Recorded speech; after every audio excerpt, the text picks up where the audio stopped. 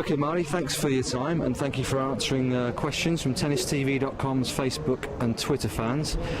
First question is from Gary James. He says, how influential were your family in your tennis career?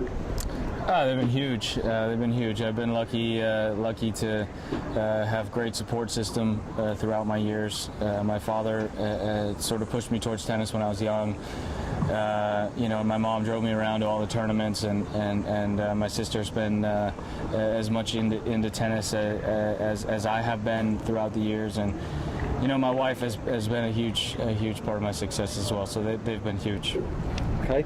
Joshua Goldfinch wants to know, is it true that in 1999 you lived with Andy Roddick's parents? And if so, what was it like living with Andy?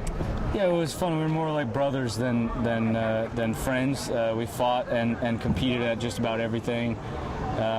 We've become closer over the years and remain the best of friends now. They were nice enough to bring me in. We had the same coach in '98, '99, and it was fun. I've never had a brother before, so he was probably it at that time. Okay, great. Scott McKinnon wants to know that obviously you made it to the final here in Cincinnati in 2003. What was it like being in a final like that at such a young age?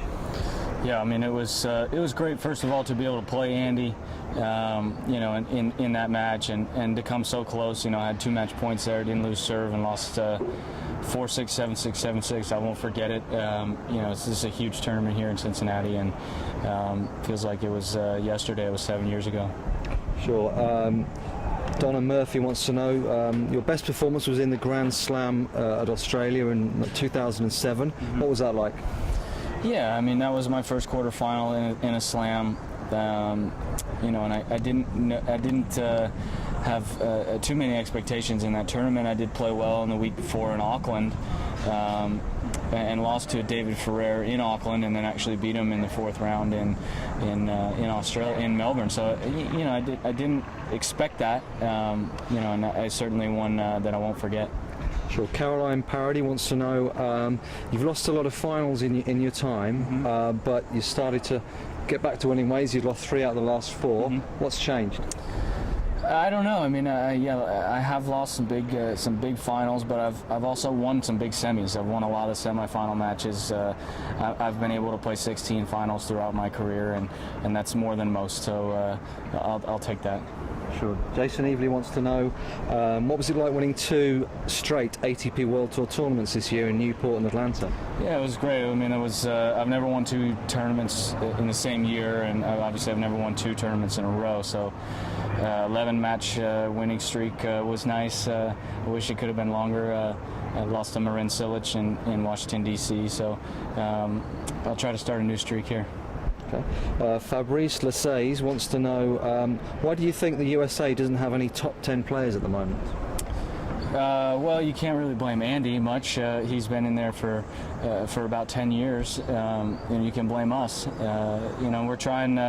It's tough to. There's only 10 guys in the top 10, so it's a small group. And hopefully we can get somebody in there soon. Okay. Doreen Sibley wants to know, which tennis player do you most admire and why? That's a good question. I got a lot of respect for Andy Roddick. I got and what he's achieved. Knowing him so well and personally, and how much sort of mentally how tough it is to show up every week like he does, and how much pressure he's had on him, following the group that we've had to follow.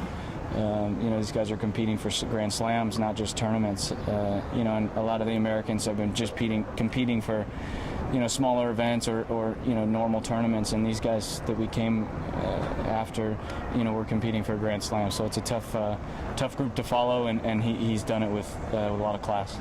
Sure. Thank you, Mardy. Thanks for your time, and thanks for answering the questions from TennisTV.com's Facebook and Twitter fans. No problem. Thank you.